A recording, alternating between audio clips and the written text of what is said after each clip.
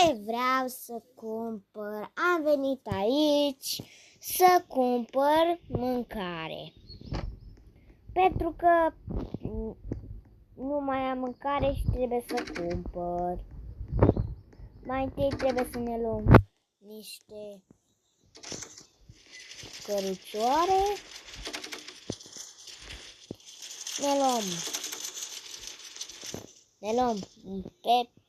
Ne luăm doi pep pentru că a venit vara.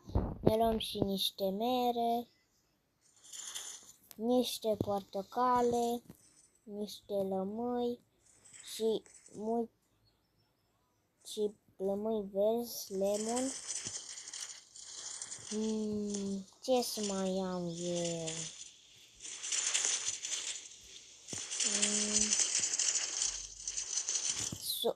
Gugu. O să mai iau de portocale.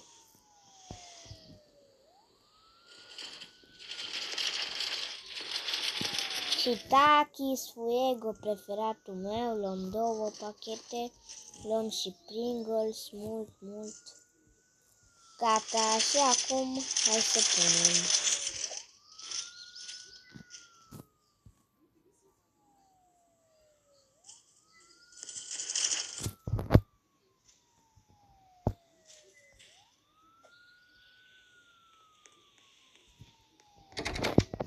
Gata, acum punem portbagaj. Acum să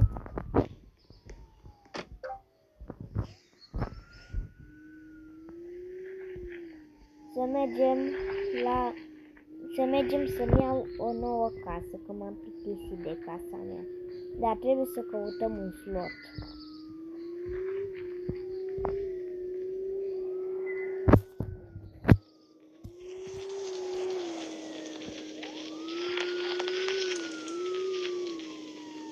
Și am și găsit.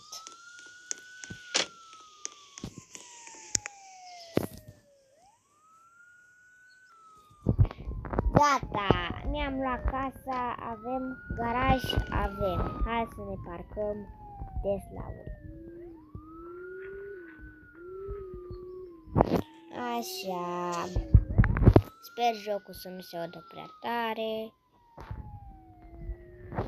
Bun, ne parcăm Tesla aici, ușurel să nu o lovim, că a fost scumpă. Așa.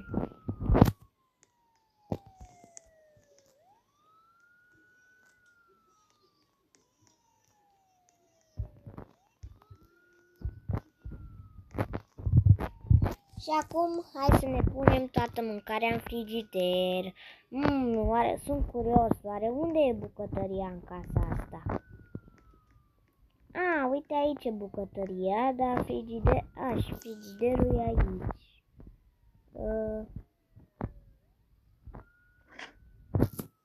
O să punem tot ce ne-am luat.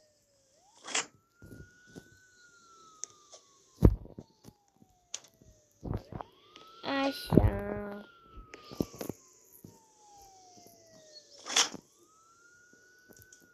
Da, acum nu mi-e foame, deci cea mai probabil o să mă duc să mă culc.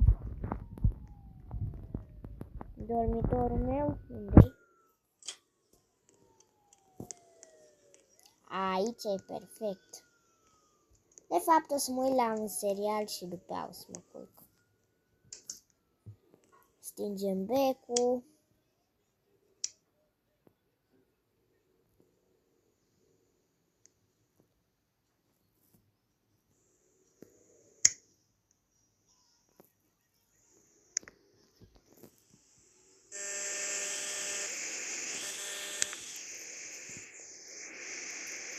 Așa. Ne așezăm în pat, pornim televizorul.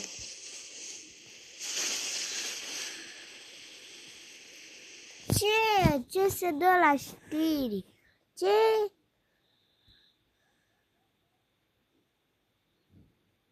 Nu, a dat publicitate. Of, Dar de fapt publicitatea asta este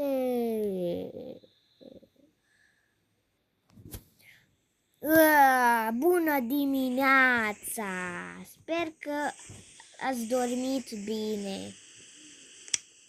O să mă duc să mă spăl pe față, să-mi fac rutina de dimineață și să mă spăl pe dinți.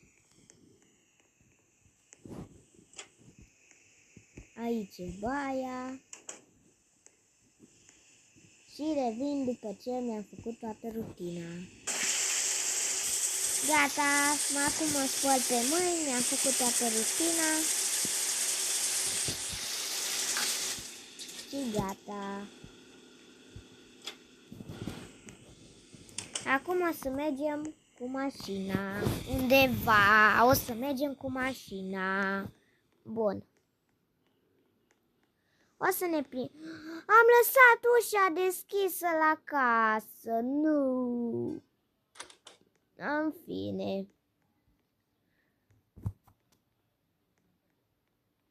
Bun. Ne ducem la mașină.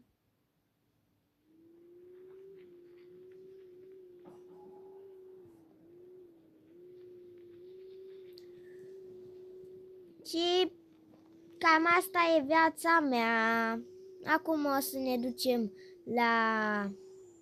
să ne luăm o cafea. Și cam asta e viața mea și cam asta e viața mea. Dacă mai vreți să mai fac așa, fac cu mare drag.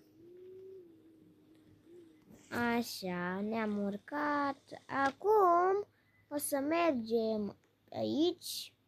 Îmi doresc și eu o cafea. Mulțumesc! O să bem niște cafea. Așa, mi-am băut cafeaua și acum o să merg afară. O să ne luăm mașina, dacă o și găsesc. Uite aici.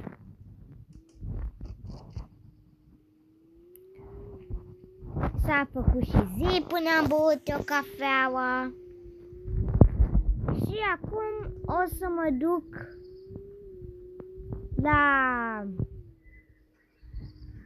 la facultate, pentru că încă sunt student, deci o să mă duc la facultate. Hai să găsim facultatea, că în fiecare zi merg la facultate. Revin după ce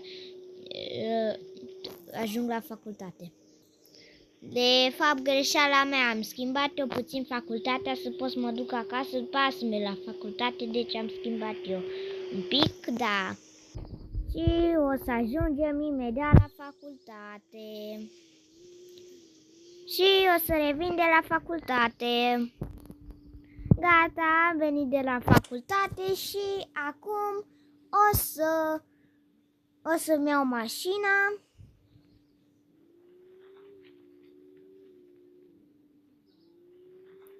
Și nu știu. Cel mai probabil o să mă duc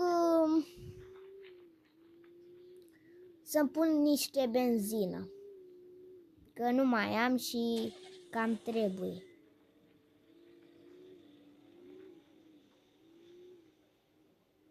De fapt trebuie să mă pun invers. De fapt las Tesla singură să se pună. Că dacă am Tesla, trebuie doar să o las pe ea să se pună și gata. Ce mă complic eu când am Tesla și poate să ea să se pună singură. Revin după ce îmi pun benzină. Deci am revenit, am plătit, mi-am pus benzină și acum o să îmi iau mașina și și o să mă duc acasă să mănânc. Pentru că mi s-a făcut foame. Revin când ajung acasă.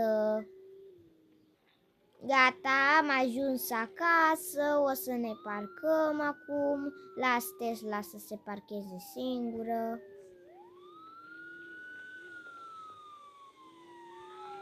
Așa. Așa, și acum o să merg acasă.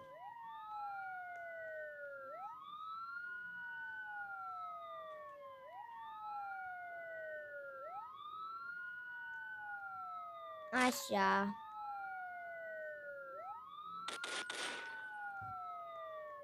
Bun, și da. Stop joc, ignorați polițiștii ăștia că oricum n-am făcut nimic, deci ignorați.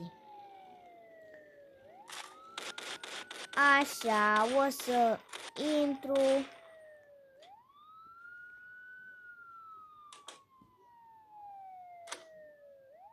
Așa, și acum o să mă duc să îmi pun un mic dejun, adică de fapt să mănânc, să vedem ce ne facem de mâncare. Sau poate am direct făcut.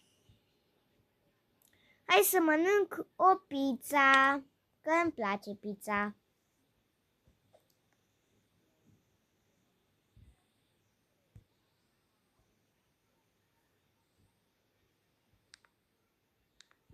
Ce bun e!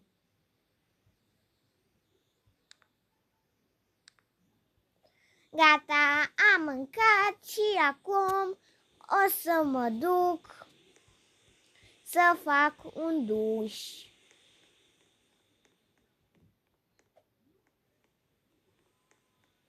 Să mă spăl. Așa, intrăm aici, deschidem ușa, închidem ușa, pornim apa și ne spălăm. Revin după ce mă spăl. Gata, m-am spălat, acum mă duc să mă șterg. Gata, m-am șters. Iar acum o să mă duc la mare.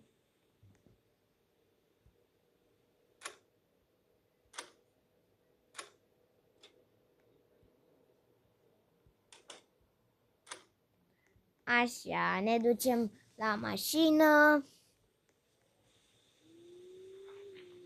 și ne ducem la mare. Și cred că o să beau și cafea care mi-a rămas și o să dau ca mașina să conducă singură. Oh, nu, a început să plouă.